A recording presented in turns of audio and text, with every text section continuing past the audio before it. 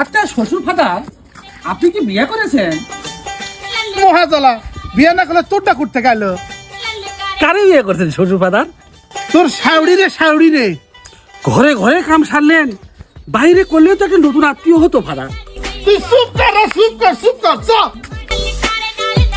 আচ্ছা শ্বশুর ফাদার, এই যে এত বড় নদী, এটা কে কাটিছে?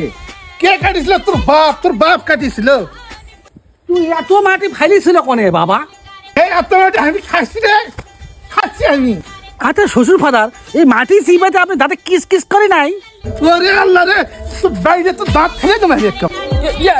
শ্বশুর ফাদার, দাঁত ভেঙে দিলে আমি আপনার বাড়ির যে গুস্তু মারছি বাবা কিভাবে? হ্যাঁ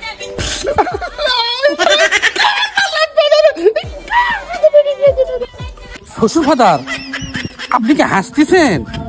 না, আমি কাশিচ্ছি। না শ্বশুর ফাদার, আমি মনে করছি আপনি হাসতেছেন। এই বুকা জামাইয়ের সাথে বিয়ে দিয়ে আমি ছাই খাইছি, ছাই। আপনি ছাই খেতে গেছেন শ্বশুর ফাদার। আমারে বললেই তো আমি 2 বছর চাল পাঠিয়ে দিতাম।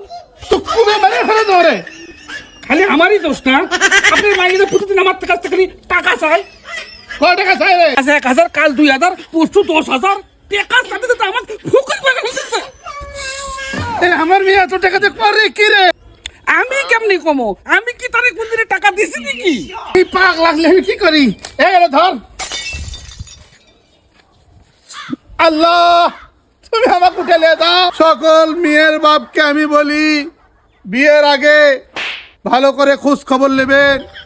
জামাই পাগলা না ভালো, এই খোঁজটা নেবেন। জামাইয়ের সাথে মেয়ের মানায় কি না এটা অবশ্যই দেখবেন। দেখে শুনেই বিয়ে দেবেন আপনারা। শ্বশুর ফাদার, আপনি কি যাত্রা করতেছেন নাকি?